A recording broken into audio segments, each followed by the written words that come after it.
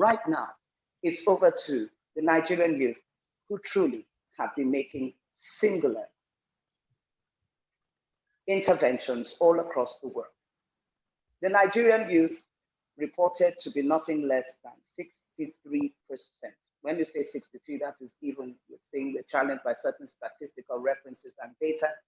But if I look at what Professor Osili said, that 10% of Nigerians live abroad right now, without any question, about 7% of them are Nigerian youth, either as students or those who have engaged from a post-student status have come into that global reference. Today, I have 5 distinctive Nigerians in the diaspora and speaking from home for the diaspora today. Tolu Olobofoeku is a co-founder of Kigali Media. Grace Amos, Operations for Western Technology Investment.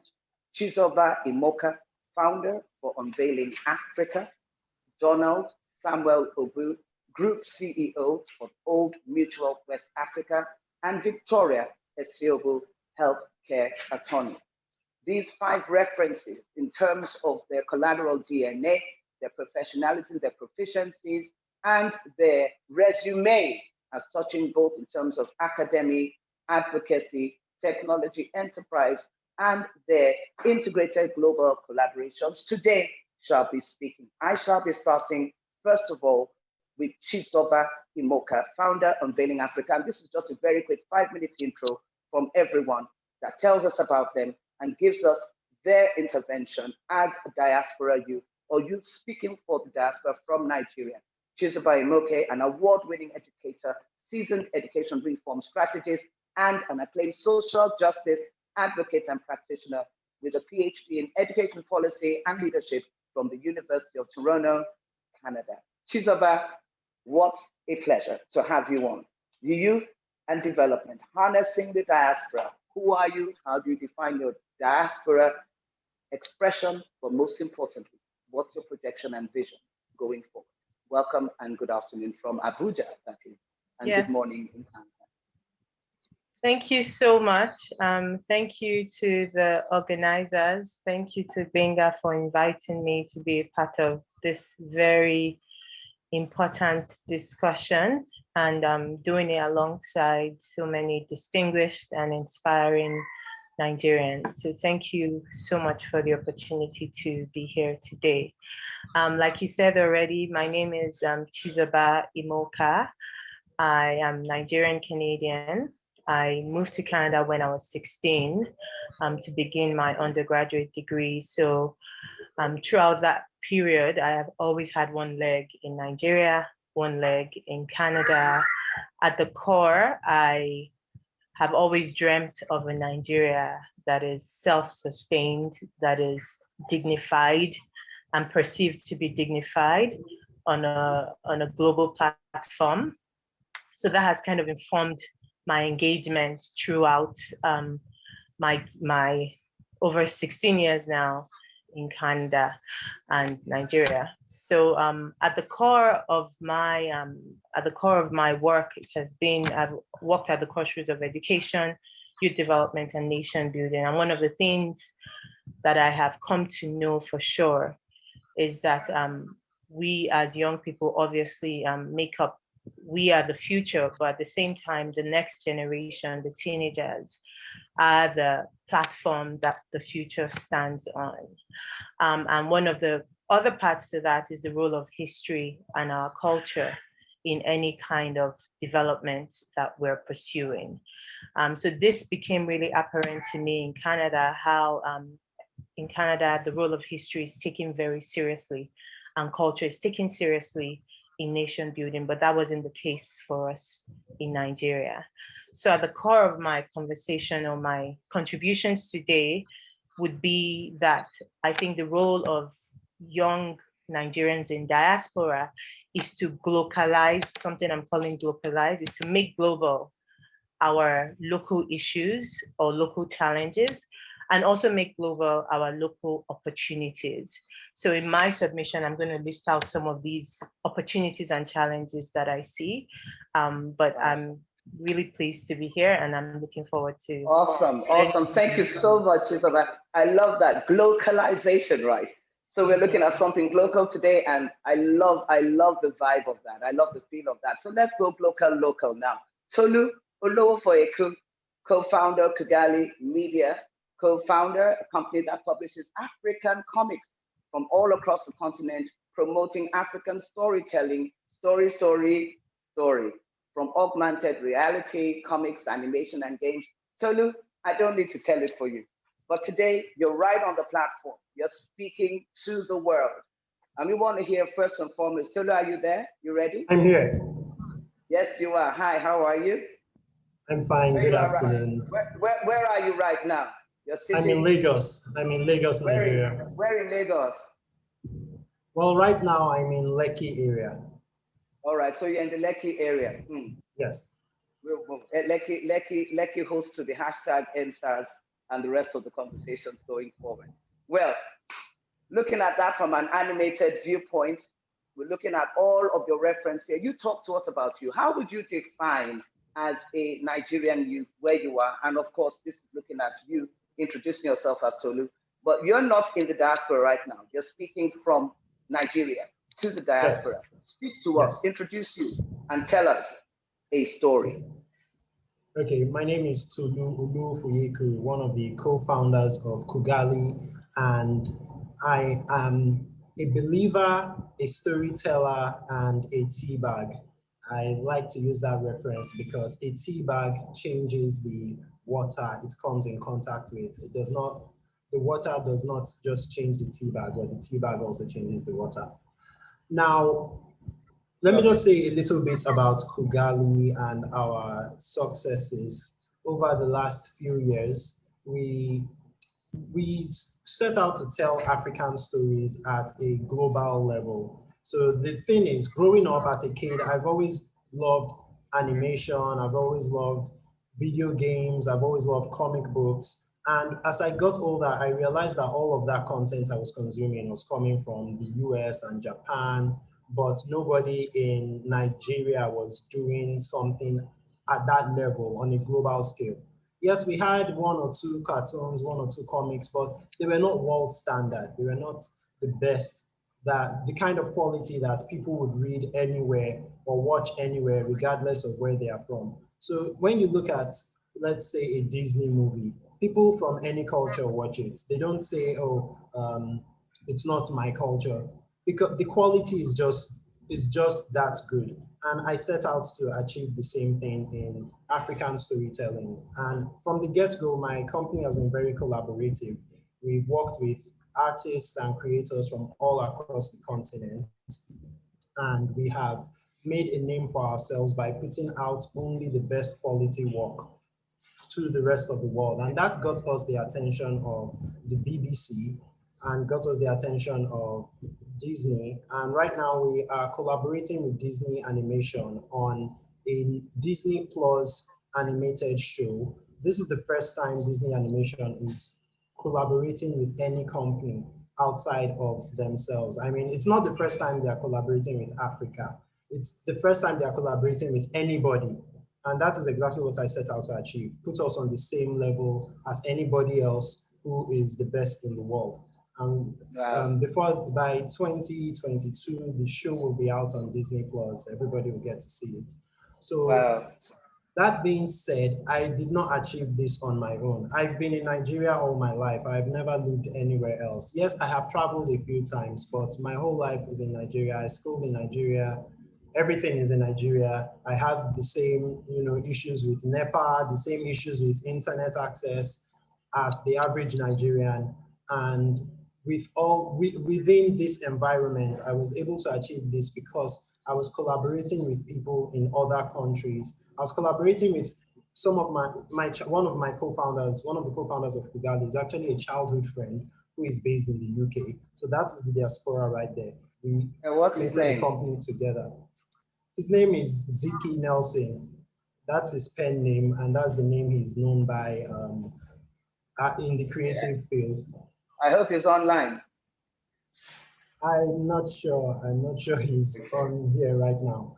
But one of our other co-founders, Hamid Ibrahim, is from Uganda, And most of the artists we work with are from Uganda, Nigeria, and other places in Africa. Some of them are based in the UK because two of my co-founders are in the UK. But the point is, we did not achieve this alone. It's been a collaboration across the diaspora.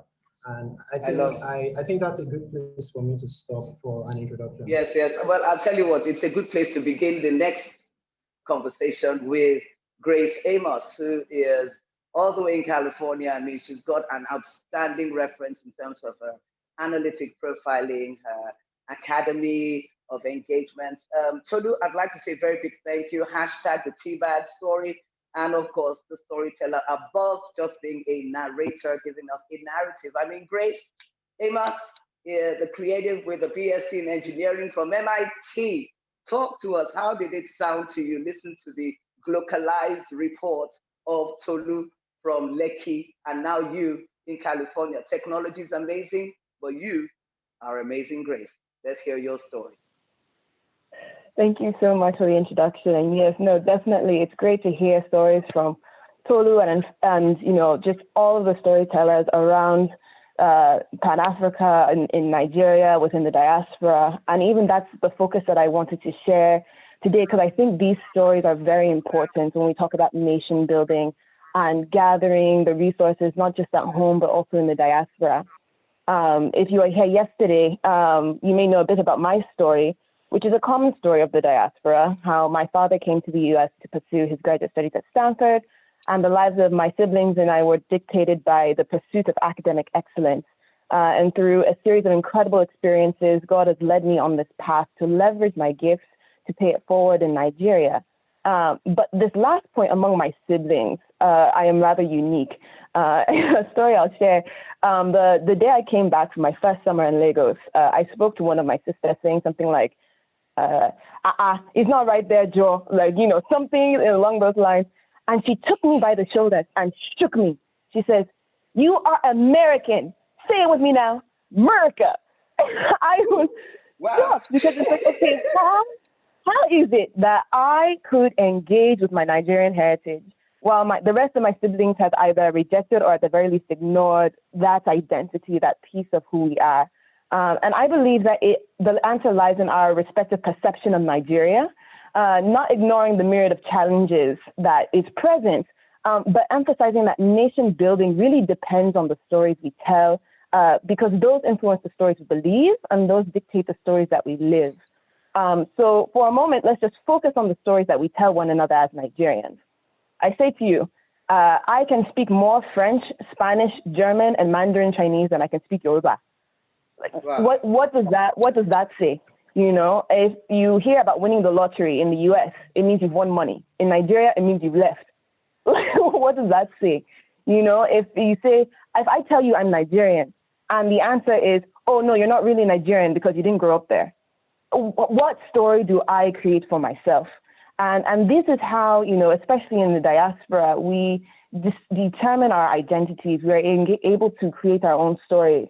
And because engagement, true engagement, exists on the level with what we see as valuable.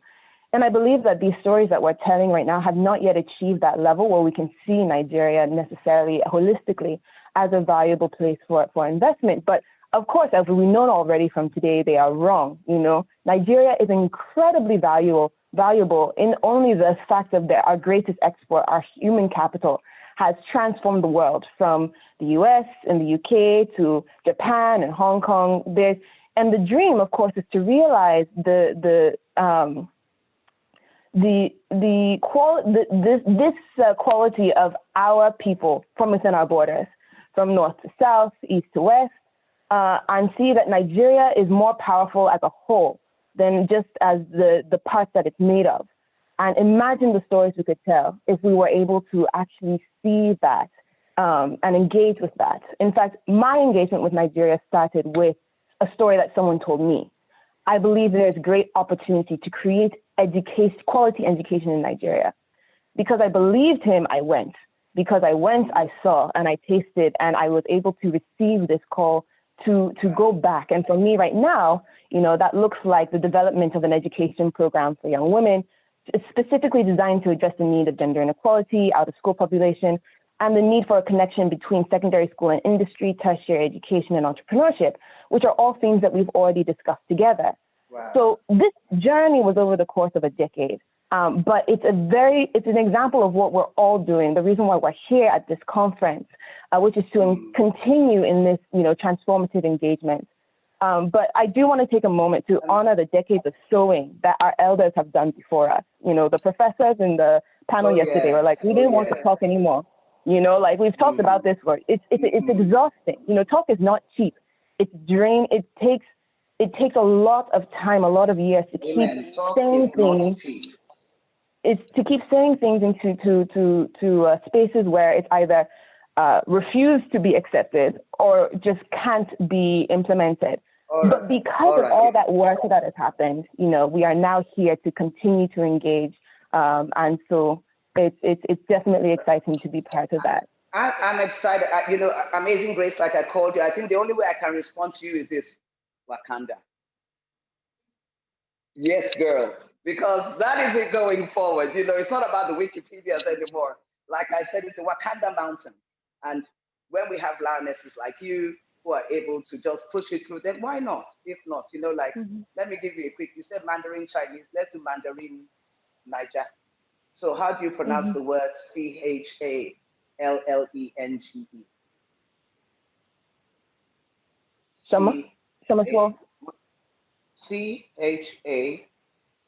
Challenge. What? Hashtag what? Challenge? No, Niger says challenge. So you get challenge. Hashtag challenge. All right. So we are moving on to challenge.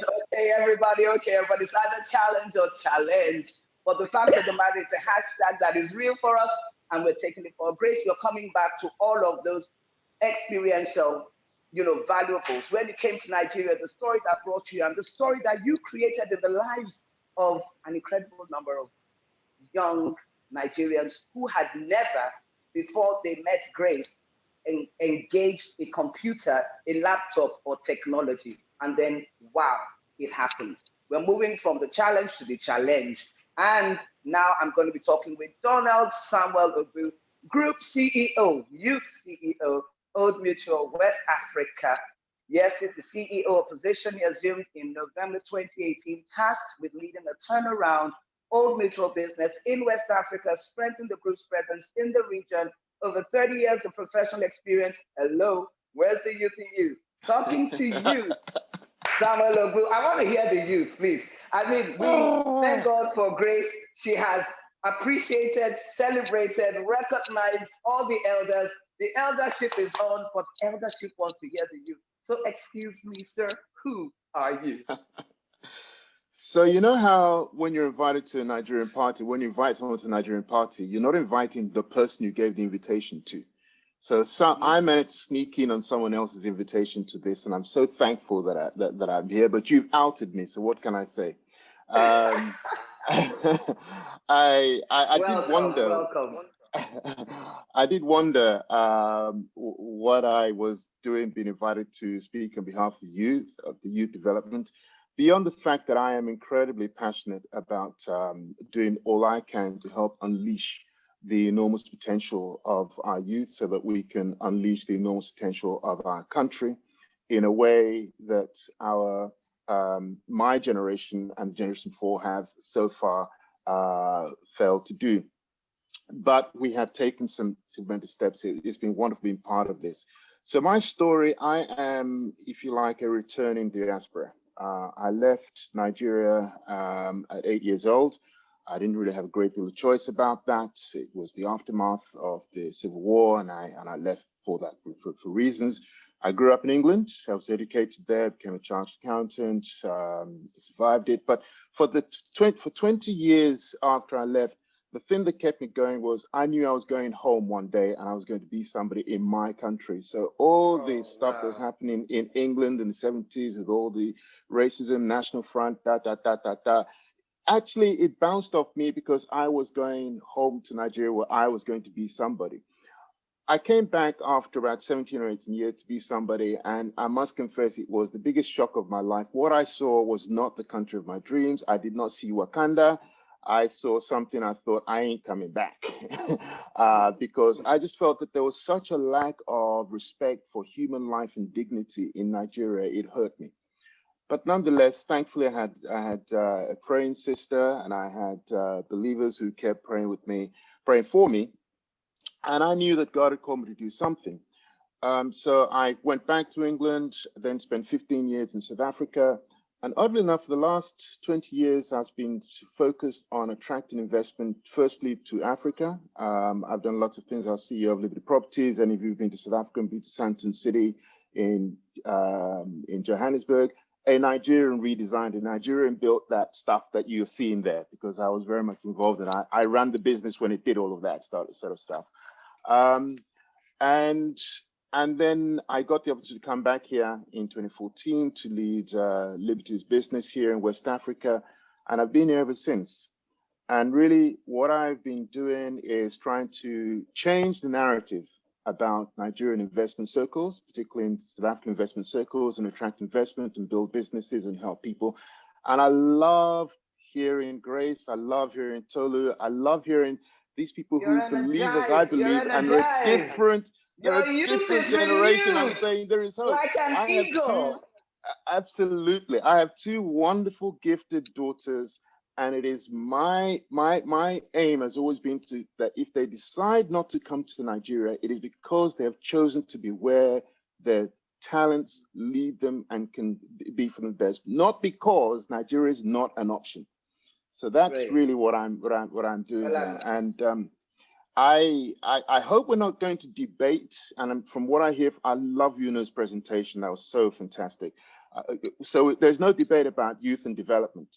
There's no debate about my generation, older people having wisdom. There's no debate. I actually don't believe that the youth are the future of the nation. I think that's only half true. Because when you say it that way, it sounds like they need to wait their turn. They need to be quiet now until they've gained enough knowledge, wisdom, legitimacy, whatever. They are part of today. They're part of the present and the future. And it's down to people like me at the table and others to help them know that they're fully at the table, to listen to them, to learn from them, and to share what we have learned, because we've walked a few yards further down and we know where the stones are and we can avoid them there. So if you get that blend of experience and the wisdom of experience and the wisdom of youth working together, we'll get there faster. That's awesome. Awesome. Thank you so much, Honor. Well, you've earned the right to be here. I put it to you that you've got the youth vibe. You're okay. But I'll tell you what, I thank God for your praying sisters that turned a hurting brother into a healing father. Because obviously what you're doing with the investments and the initiatives you're doing is healing the land. And not just healing the land, working with all of your daughter tribe to make a true investment for transgenerational impact. You're the bridge. I'm a bridge. And yeah, you've earned your rights. You're where you are, and we'll be coming right back to you. Talking about unleashing potential, creating the co-collaborating with the X factor. That's what I call it, the exponential investment, the DNA of the Nigerian youth in diaspora, whether they're in Sabo or they're in Los Angeles or they're somewhere in Mahatma Gandhi's village. The fact of the matter is Nigerian youth diaspora are the single most dynamic, vibrant diaspora youth anywhere in the world. And I can prove it, but it's not time to do that. Let's go straight to Victoria. Victoria Esiobu, healthcare attorney based in Miami, Florida, USA. Well, she's on the sunny side of everything, currently serving as the Associate General Counsel for one of the largest medical organizations in the nation. And in this role, she advises executives and associates on the business of healthcare compliance, as well as local national regulatory laws. But she is a passionate for national transformation, the heartbeat of Nigeria, Nigerian youth, and what makes the differentiation. Victoria Esiobu, good afternoon from Abuja, the FCT, here on the AiMP platform. And for everyone out there, please make sure you're registering and getting yourselves not just online, but ready for the activations coming out of this national transformation vortex. So over to you, Lady Victoria Esiobu. Thank you so much, and good morning from Miami, Florida. Thank you so much for having me. I'm so honored to be in a room full, or a virtual room full of leaders, trailblazers, advocates.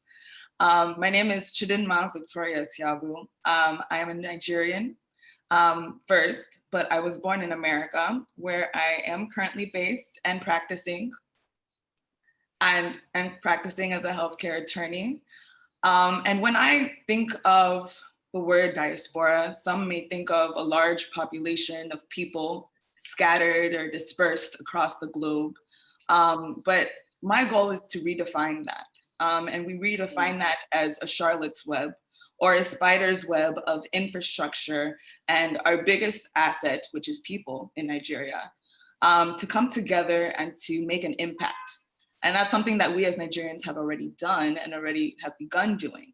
But to now strengthen that hub of Nigeria, to strengthen our home base of Nigeria, knowing all that's going on there, knowing some of the corruption that's there, that we bring all of that strength and we take it back, just take it back. And at this moment, my hands and my heart are stretched towards revamping the landscape of Nigeria.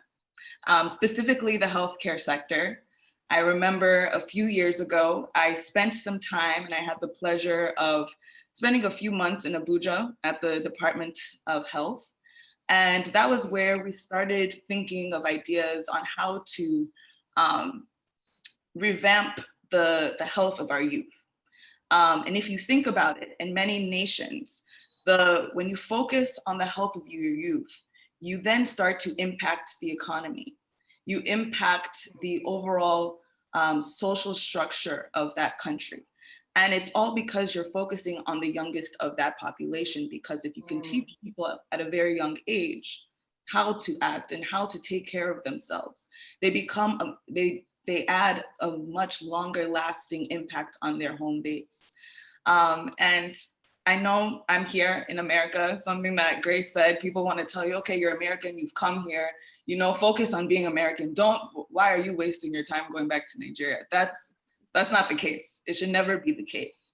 And what I liked that our keynote speaker, Una, she so beautifully put it, that we should always strive to be part of the brain gain rather than the brain drain. And it's important for us to always realign our goals with that in mind. So thank you for having me. Awesome. Wow. Chidinma, what does your name mean? God is good. All right, so that's exactly what you've just given us, a full representation, the goodness of God. And that focus on the health, revamping the health of the youth, not just Nigerian youth. Once you touch one Nigerian youth, you touch like 5 African youth, you touch youth all over the world. And you don't just save a life, but you actually create an entire lifestyle and value chain. So here celebrating, I'm looking forward to hearing that as we shall be articulating that in this next level of this panel. Over to you, Binaya, as we take them now. Everybody get ready. You're coming on with your own reference profile presentations of the answers to the challenge. And you, thank you very much, Dayo. I like the vibe I've seen. I love the interchange. I love that interchange with Donald. Don't worry, Donald. As long as you're young at heart, you're still welcome on this platform. Thank you, Victoria. I love that exchange. Yes, I am. But don't worry, the red cap stays. I hope you don't mind. All right. No now I'm going to go to you, Chizoba. I'm going to come to you, Chizoba. Chizoba, are you ready for me? I loved what you said about globalization. Now, that's one word that's beginning to catch on for some time now. I'd like you to shed more light on what exactly for the youth that's somewhere in my village in Abia State hearing globalization. What exactly is playing on in your mind as you use that word? And then you are an education reform strategist. Looking at the education system in Nigeria and just leveraging what Victoria said, it's at the foundation of whatever it is we want to achieve. Once we enlighten our people, like the good book says, knowledge is profitable to direct. What are the 2 key things you would like Nigeria to do so we begin to, like Tolu said, play in this league of champions across the world? Thank you. So globalization to me means making. Choose over your own. Oh, can you hear me? Yeah. Okay. Choose over, can you hear me? I can hear you. I can hear you. Can you hear me? Yeah. So globalization to me means making the local global, and I guess also making the global, quote unquote, local. And at the core of that is the fact that really we live in a global village. Everything that happens in Lagos or in Abia State equally affects what happens outside of there. But also for me, at the core of it, when I think of what development means and what it looks like in Nigeria and the things that have prevented us towards building a sustainable nation, at the core of it, there's a global context that is often not paid attention to, that has intersected with all the social systems in Nigeria, including education. So here I'm talking about issues relating to colonization. Now in America, I'm thankful, one of the things that we can thank racism for is that it pulls down the veil and it forces us to face history, which is something that Nigeria as a country really doesn't take seriously. History is highly politicized and erased from the consciousness of all of us. So thankfully, it's all in our face that we have to deal with the fact that we're Black people. But what does it mean to be Black? How did we become Black to begin with? What is the history of some of us Black people moving to different parts of the world? Many of us don't know any of that until we leave the shores of our country, which was my case when I was 16. I moved to Canada and everyone had all these questions about Nigeria, about Africa that I did not know about. Even the Biafran War, I only learned about it as a lived experience when Chimamanda's movie came out.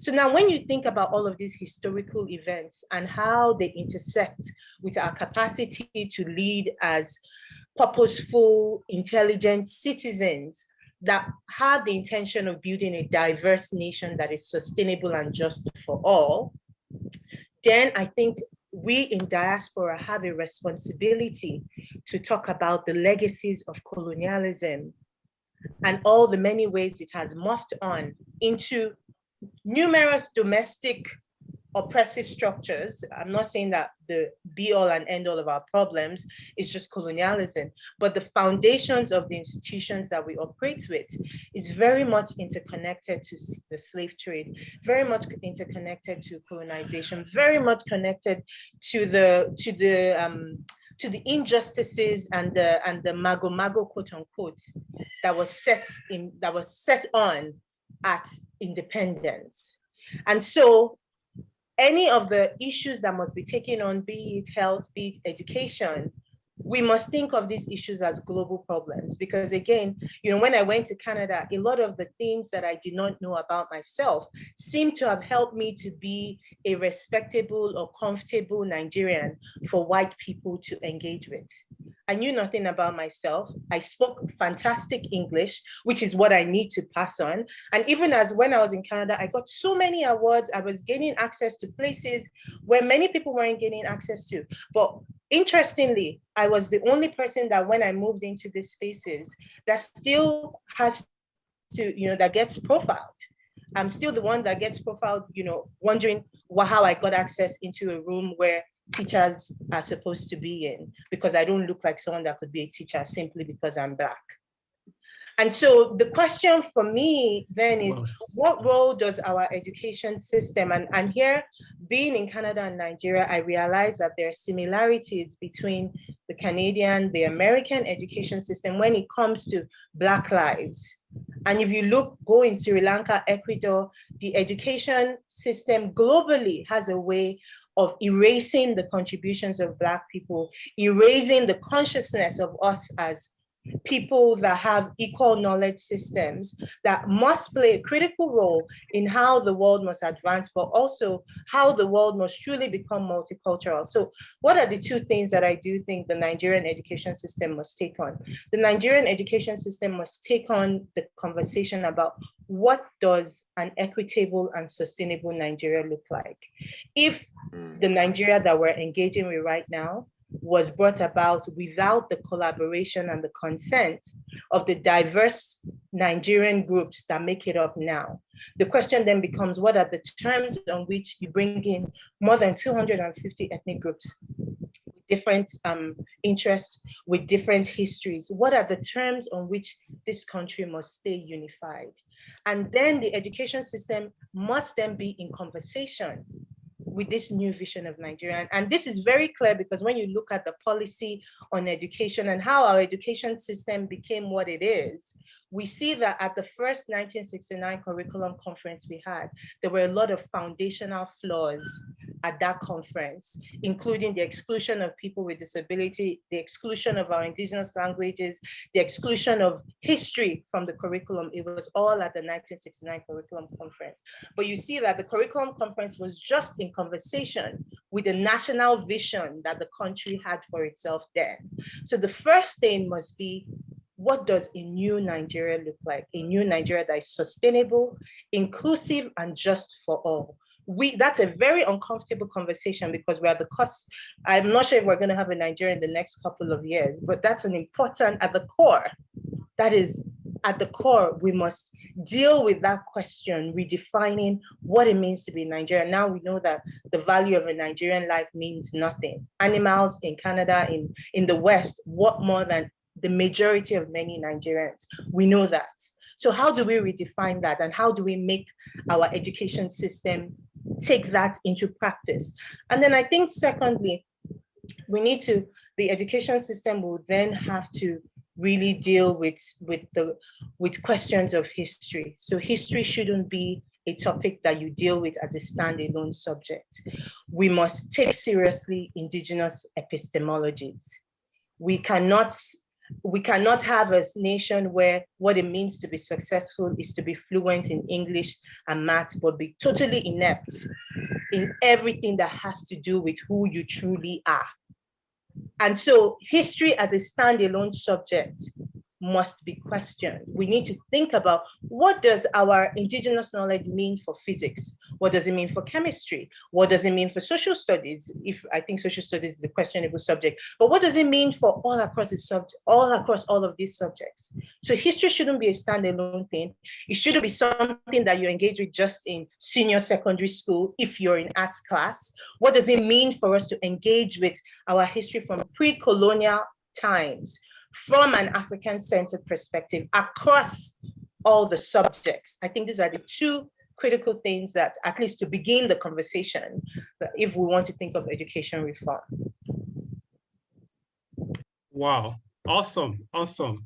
And just to buttress your point, Chinua Achebe once said, if you don't know where the rain started beating you, you will not know where it stopped. And the interesting thing about what you just said is that I think it was Chidinma that, no, it was actually Grace that said she can speak French, if I hope I heard you right, instructed in Mandarin and so on, but struggles with the Yoruba language. I have two children, a daughter and a son. They are struggling to speak the Igbo language, despite my passion for languages and so on. So I totally agree with you. And my dad was a history lecturer, and I understand the 1969 curriculum conference very well. And having borrowed history myself from secondary to university, I understand what you're saying. Today, Chinese children are instructed in Mandarin. So the question is, why can't we instruct our children, explain physics, chemistry, biology to African children using our mother tongue? In 2013, yes, there.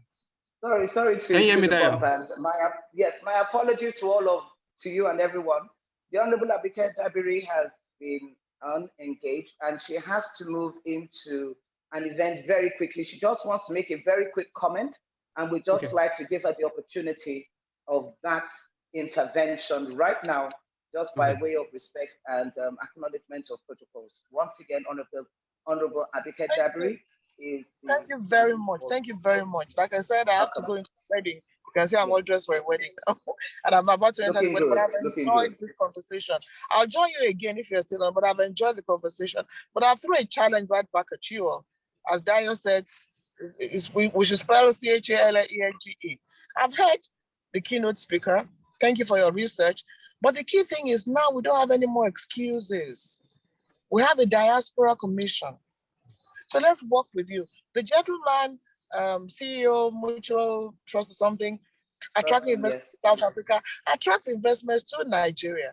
The young lady who said maybe Nigeria will not be existent again, it really doesn't matter. What is your own role? You've told us what you want to do in education. Come, let's work together. We're not saying pack your bags and come home.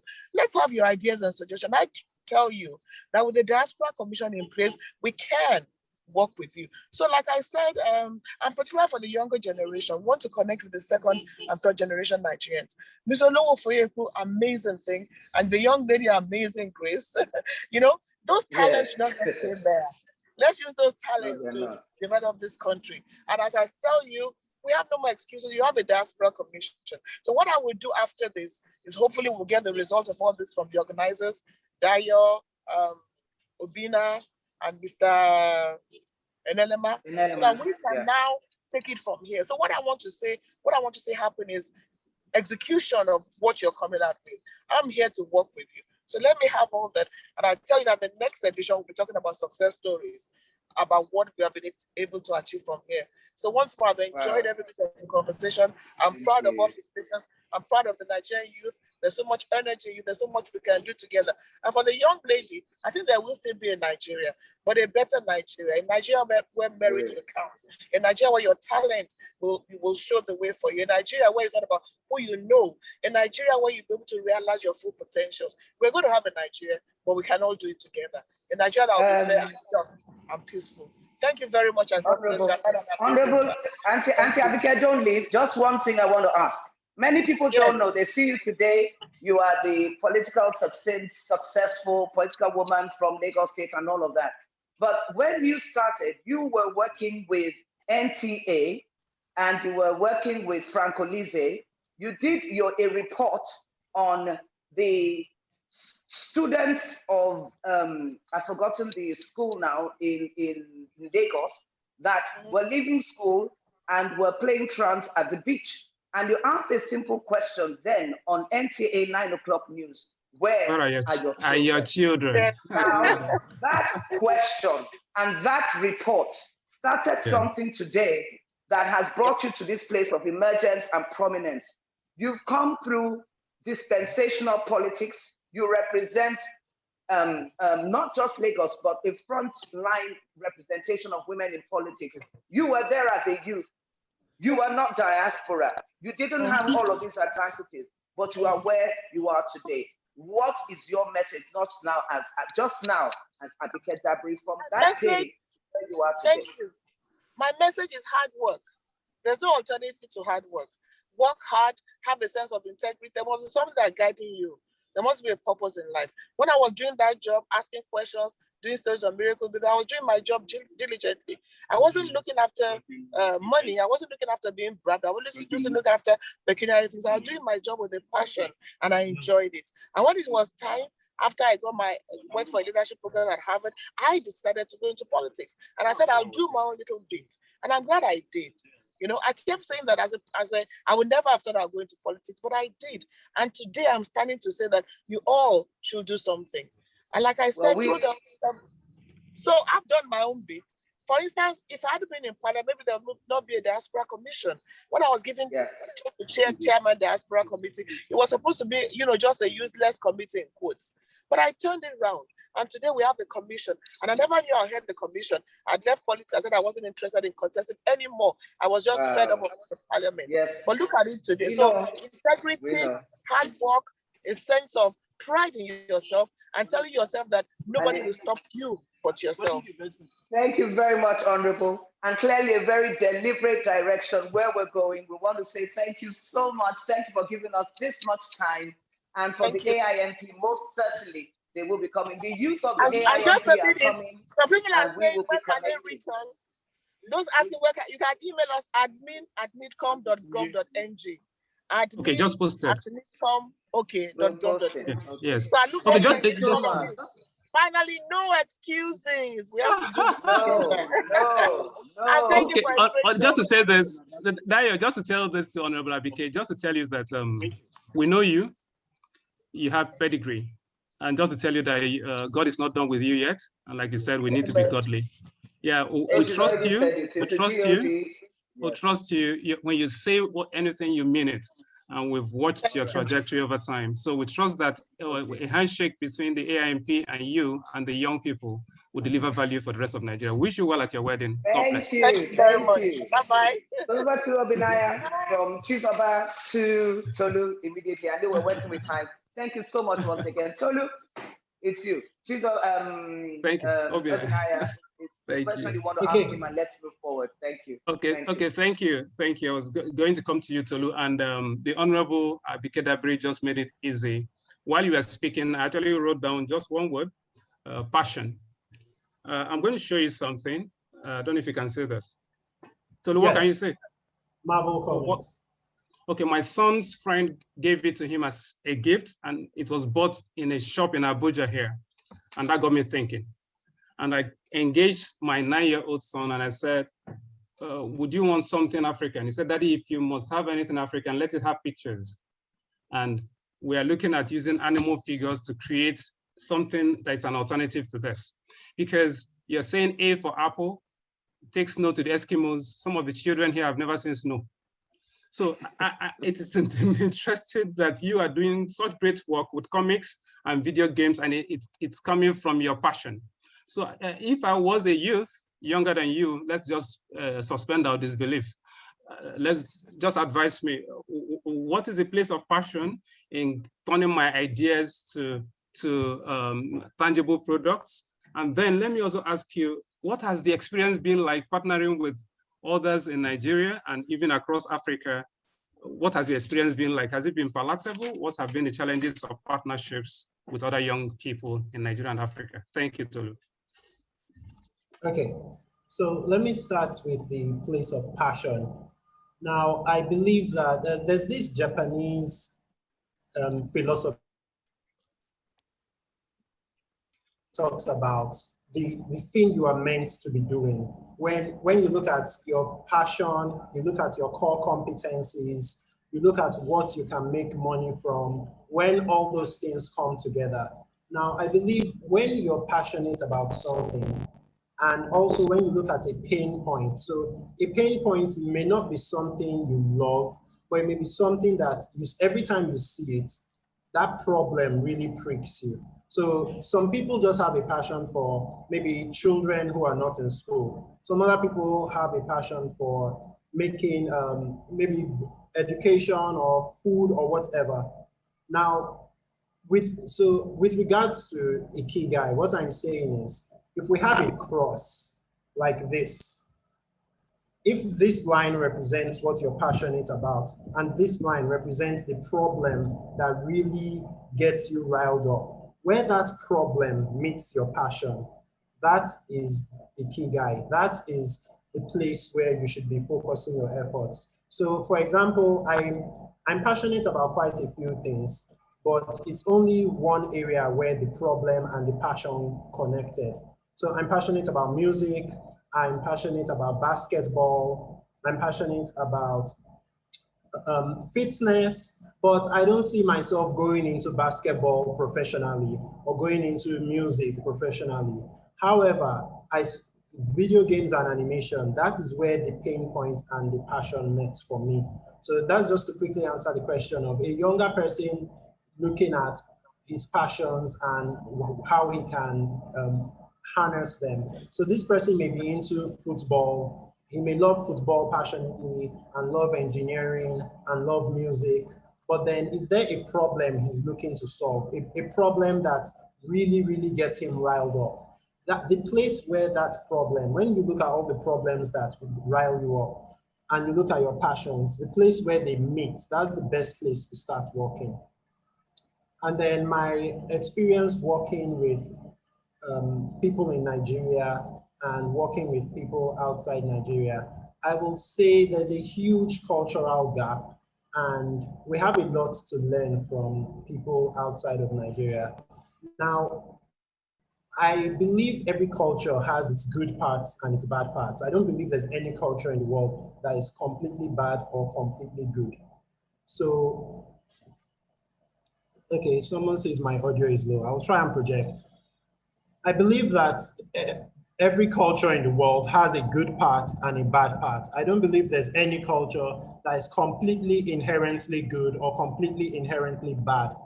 Now, there are certain things in the Nigerian culture that I believe we can stand to learn from people in the diaspora, because our family members, our friends in the diaspora, they are absorbing both the good and the bad things about the culture wherever they have found themselves.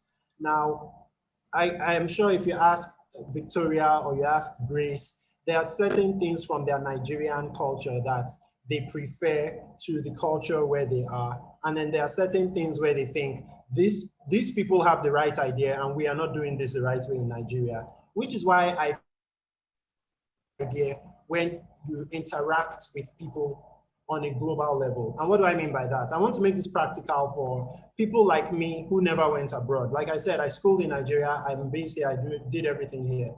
So let's say you're in Nigeria, you've never gone abroad, but this is 2021. We have so much internet access, much more than generations before us. You can interact with people on Twitter. You can make friends on Twitter or on Facebook. There are Facebook groups for specific topics. If you're into music, you're into engineering, you're into software development, you're into law, whatever is your field, there will be a group on Facebook for it. You don't like Facebook, Twitter. You don't like Twitter, LinkedIn. My point is there are online spaces where you can connect with people of like minds and you can learn the good things from their culture that may not exist in your culture. I'll give you some very interesting biblical examples. Let me just quickly mention Moses and David. So God wanted Moses to lead his people. He wanted David to lead his people. So in the process of preparing them, guess what God did? He sent them to school abroad. First, he sent Moses to Pharaoh's palace, and Moses was learning from Pharaoh. After that, he sent Moses to the priest of Midian to go and learn from there. Then he sent David from his home to the palace, to Saul's palace to learn. After that, he sent David from Saul's palace to the Philistines to go and learn from the Philistines. Wow. So, yeah, so I believe Diaspora. A lot of my success has come from the fact that I've been interacting. Like I said, I schooled in Ibadan. Wow. I schooled in Ikotun-Egbe. I schooled in Iyanekwaja. I did my A-levels in Ikotun-Egbe. I finished my secondary school in Iyanekwaja, but I started secondary school in Lekki. So, and then I did university in Ibadan. But all of this time, I read books from people, written by people from all over the world. I listened to podcasts. I interacted with my friends who had gone to school abroad. I made friends with Americans that had no Nigerian connection whatsoever. I made friends with people from Israel. I have friends, online friends from many different countries. We may never meet physically in life, but I have friends from all over the globe. And it's not that I have more access to these people than other people do. We all have, many of us, I mean, even no matter your social class, you most likely have some level of internet access. You're probably on Instagram or Twitter or Facebook a lot. So I'm saying be more strategic about how you use your time in those spaces. And let me just round up by saying, don't be a local champion. Don't just shine in your own small corner of the world. We're in a global village now. I believe that if we change the exposure level of the average Nigerian, there will be a net positive effect. And we don't need everybody to go and school abroad and come back before we change the exposure level of the average Nigerian. Wow, that's a good place to take it. We don't need everyone to go abroad before we change Nigeria. And I like the fact that you're really changing Nigeria, Tolu. I can tell you. I saw Donald clapping, he couldn't hold it. Your creative juices just came alive, and that imaginative spirit just woke up, and I see Victoria smiling. Grace must really be excited to be a Nigerian. So Grace, I'm going to come to you. Tolu has really acquitted himself and has sold Nigeria imminently. Ekotwegbe. I don't think Grace knows where Ekotwegbe is. She really would have given an award to Tolu right now. Tolu, coming all the way from there, you deserve a big round of applause and many accolades. And I commend you for how far you have come. And many Nigerians are going to be copying you. Well done, brother. Well done there. So Grace, over to you. Grace, you spoke very well yesterday. For the benefit of those who didn't join us, it will be interesting for you to share a bit of your experience around Facebook, around some of those technology places, MIT, and your background in engineering, and what you're currently doing today, and what you think would encourage the average Nigerian youth your age to rise above the challenges of this environment, because you specifically said that we can actually invest in this place, that Nigeria is a viable place to invest in. So, but we need to be encouraged to begin to take that journey. 1,000 good intentions are not as good as one action. So just encourage one young Nigerian. Okay, thank you. So to address your question just about my journey and how I got here. So the beginning of my journey was in engineering, but over time I was able to engage in a lot of different spaces. I went from graduating. I graduated actually with my major was in mechanical engineering, but my minor was creative writing. And so after graduation, I worked at the New York Times actually in consumer insight research. But then after that, I went back to actually creating. I am very much someone who loves to make things with her hands. And I was working in fab labs, maker labs at MIT, and teaching others and creating education programs in order to create and engage in that space. Afterwards, I was then at MIT's Media Lab, and there I served as a research guide where I was exposed to some of the most incredible anti-disciplinary approaches to progress, kind of as Chizoba was mentioning earlier. It's not just about understanding the subject, it's understanding a subject in relation to so many different aspects of our education in order to create something completely out there. The relationship between designing a chair that would move with a performer who plays on the cello, from that technology and implementing it into a safety system in a car for a car crash, that is the kind of connections that are made in that kind of an approach. And so those were the influences that really helped me to continue forward. You know, to see that my kind of, as Tolu was talking about Ikigai, to see that my passion, even though my background was in engineering, my passion and that intersection was really in the space of creativity, of strategy, of bringing 2 points and creating the line between one another. And so all of that in relation to my time in Nigeria was what I think inspired me to take on this challenge and see how we can implement some of these strategic, creative thinking in the way that we look at education in Nigeria. So I'm sorry, you may have to repeat the second part of your question. I don't want to run off the rails too much. No, you've actually done that. I only asked that you encourage, with your experience, just one Nigerian youth about your age on how to rise above the challenges in this environment, because you specifically said that Nigeria is a very good place, that we should see Nigeria holistically as a viable place for investment. You said that earlier on. So in a minute, tell me why I should trust you that Nigeria is a very good place for investment. based on your experience?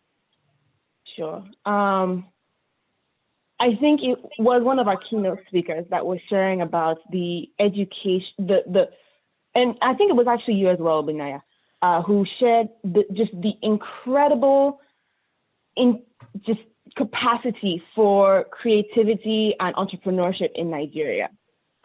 It's actually phenomenal.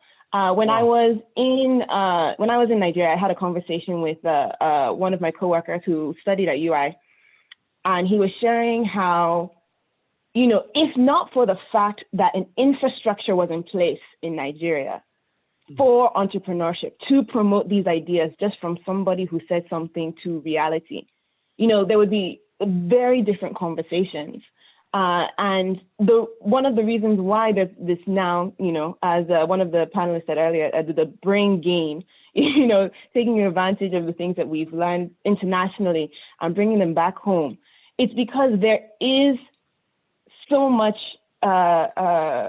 promise in Nigeria and in her people, from north to south. It doesn't matter where you are in Nigeria. There is a lot of space for growth, for the diversification of our economy, for the further engagement of even the Nollywood space.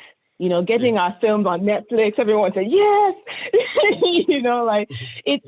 There is such an Afrobeat. Let's just talk about Afrobeat, how we have taken over the world, Seth. It's phenomenal, the influence globally that we have, even just from Nigeria and across the diaspora. So honestly, I don't have to say much to convince anybody, but I think it's convinced, Grace. Amazing Grace. Yes. I am convinced. But I think it's more about about having that conversation. I have to move you forward with the beat. All right then. Obinaya and Amazing Grace, I have to move you forward the beat. I'm looking at the time. Yes, I am too. Connecting the intersection of passion and everything. And I still have two more panelists for you to get in there. So let's hit it. So let's go to Donald now. For the wrap up. Donald, you're going to help me do 2 minutes. And Amazing Grace, thank you so much. Awesome. Thank you, Dio, for helping me out here. So Donald, have to be 2 minutes. You can actually do fine. I'm watching it. Okay. So Donald, I have a background in insurance actually, and I see in your profile Old Mutual. Old Mutual is over 100 years. Am I right? So and 175 years. Wow. Okay. 175 years last year. Wow. And then you are playing a role in that sector. Insurance is one sector that can actually create wealth for Nigeria, help solve problems. There are issues around Nigeria, especially at this time, and encourage businesses to take risks. So can you speak to that as young MSMEs begin to try out some of the things we're sharing on this platform? Can you speak to that from an insurance perspective? Absolutely. When I first started in insurance, my first managing director said to me one day, said, Samuel, do you realize that insurance is one of the few ways that a poor man can leave an inheritance? If you actually think about it, insurance is often seen as a discretionary purchase after you pay for everything else, but actually more and more we're learning through microinsurance, through experience, that it reduces risk, and the less resources you have, the more you must manage them, the more you need to eliminate risk, however you can. The truth is that Nigerians actually buy lots of insurance. They just don't buy them from insurance companies for the most part. We buy hard currency, we buy hard assets, we put money where we invest in it. Education is a form of insurance. It is an insurance against poverty to some extent. That's why it's so important that everybody can get access to quality education for as long as possible. So what can insurance do? I think the first thing we have to do, and we try to do in Nigeria, is first of all, make sure people understand that it is a way to try and create a positive future for yourself by managing. Secondly, that we need to make it affordable. We need to make it accessible. One of the things I'm really passionate about, and I like the way Chizoba put it, because I have been for a long time asking questions, how do we create an inclusive, sustainable, productive, and just economy? And one of the ways to do that is to try and reduce the level of risk, which disproportionately affects those who have less. And insurance, pooled insurance is one of the ways to do that. But we have not, as an industry, managed to create a compelling value proposition. We're not trusted. We've not built trust with the consumer. We have not actually invested enough in the customer experience that they believe that, you know, they can trust us with their money and come back, and when they need it, it is there. Many of you would have heard about PFAs, which manages retirement funds for, you know, manage our retirement funds. Not many people know that the reason PFAs are created is that the insurance industry, which in every other sound economy manages retirement funds, we did such a bad job of it in Nigeria that government took it away from us and gave it to somebody who they trusted could do it better, and they've done a great job. So much so that insurance companies now falling over ourselves to buy PFAs. Why didn't we get it right the first time? We would have saved a lot of money. We would have used those resources better. So it is part of the mix. It's an important part of the mix. It can help create pools of funds that can be invested in infrastructure and managed better. One of the things I've been trying to do, and I'm doing it now with Old Mutual, I was doing it before with Liberty and the Standard Bank Group, is to bring some of that 175 years of accumulated knowledge of helping people create positive futures to Nigeria. Not so much that we can do things in Nigeria the way they do them elsewhere, but we can realize actually we've been doing those things for a long time. We can now do them more efficiently. We can now use technology. We can now use the lessons that have been learned elsewhere and apply them here without having to reinvent the wheel. That's where I think it can play an important part. Awesome. But I'd love to talk about it more another time. Okay, you just spoke to someone who started his life as an insurance agent. With my first degree, my master's degree, and a PhD form in my hand. It's an industry I believe so much can activate wealth in our nation. So bravo. Absolutely. And we'll work together, AiMP with you. Awesome. So Dio, I'm going to say thank you to Donald as I go to my darling Victoria. You want to ask him something? No, you want to ask Donald something? Okay, very good. Okay, so is it? Yes, Chidinma Victoria Shobo, my sister, my beautiful Chidinma Victoria Shobo. God is good. God is good. Okay, so you're in Miami, Florida, and you talked about revamping the health of our youth. Now, health is at the post-pandemic. There have been a lot of disruptions, and there are certain strategic imperatives I believe young people need to advert their minds to. Based on your experience as an industry practitioner, what are some of those strategic imperatives post-pandemic that young people should advert their minds to? Because as our people say, when the drum beats change, you change your dance steps. That's correct.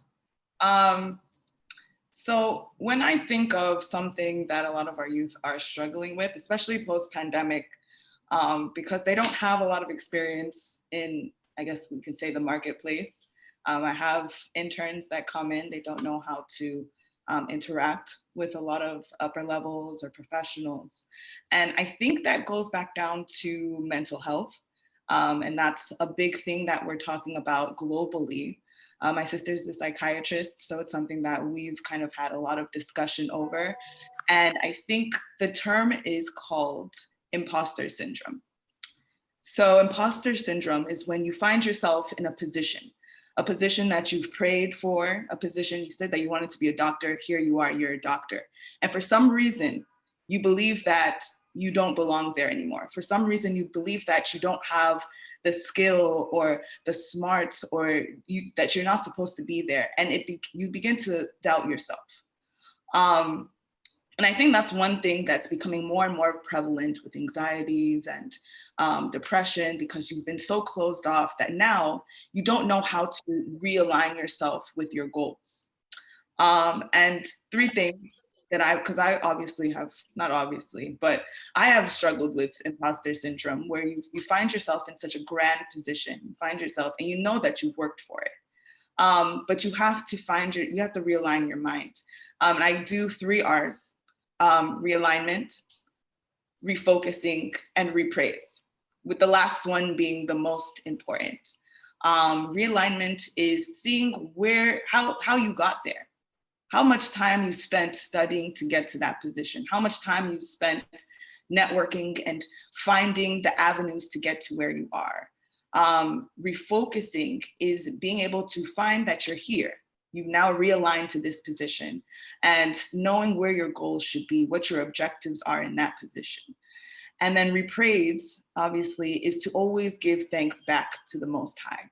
Because I think what ends up happening is when you find yourself in positions high like this, you start to struggle because you realize that, I can't do this on my own. I can't do this with my own power. I can't do this on my own knowledge. I can't do this on my own skill. You always have to be tethered to another higher being, and that is God. And if you miss that last piece, if you don't always give back adoration, if you don't always give thanksgiving for where you are, you're going to find yourself misstepping. You're going to find yourself falling into the troubles of imposter syndrome.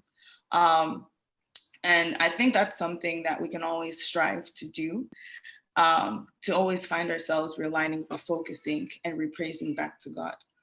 And when it comes to COVID, I mean, this is something that not only youth are dealing with. I'm in the office and people forget how to greet people because, every day you're engaging with people over the computer. So it's important for everybody to, realign themselves to be back in person, realign themselves to have a clear mind, to lose that anxiety, and to always remember to give back to God.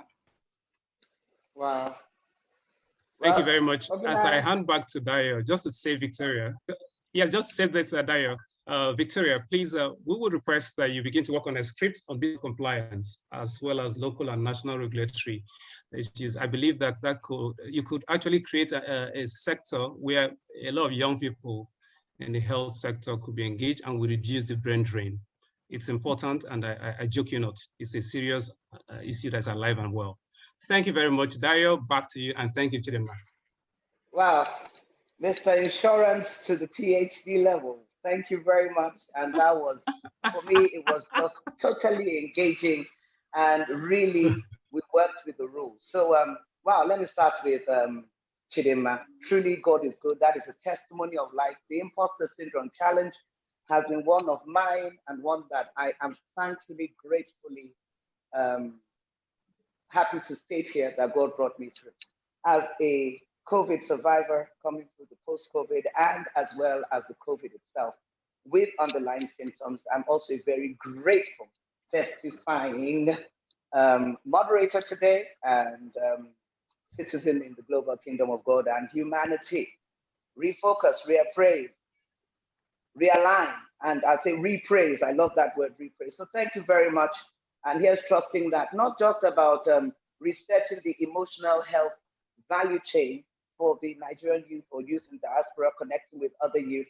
The issue of emotional health has become a very significant one for our Nigerian youth, particularly for our children diasporally, who are all over. I'm a mother of 4, and I know that this is a significant reference. Learning curve for the Niger parents, because you don't believe that people suffer from emotional issues, do you? Niger parents is something that we have to refocus and review, reappraise, and come to a place of resetting. Like we said, it's been a co-stellar panel, all 5 stars, all of them. Grace, amazing Grace, Victoria, Donald, the youth CEO, Chizoba, and Tolu. Tolu, thank you so much. Thank you so much. Like it was referenced somewhere in the comments there, you have given the Nigeria youth stereotype a redefined representation, and applauds and kudos to your village that even I, as a Yoruba girl who are married to your state, cannot repeat here or now. But the issue is not about whether it's your village. This is a virtual village. Much more than that, it's a village in which we're able to translate the power of our rivers, the drums and the sound of our gongs into a very tenacious and diligent research of our own efforts. History, like Chizoba said, when we look at history, we're telling not just his story, but our story. It's all about the African story with the African youth, retelling it not just as a narrator with his or her narrative, but as a storyteller with what is poignant and what is a paradigm reset. I've left the shifts alone. Let's just reset and get in there. It's not just about the brain from brain drain to brain gain, but brain aim. Where are we aiming our brains? Because where we throw the trajectory of our brains, we will hit the targets for globalization. Globalization. And talking to the Nigerian youth, 3 questions came in. I love what Chizoba said about what it means to be Nigerian.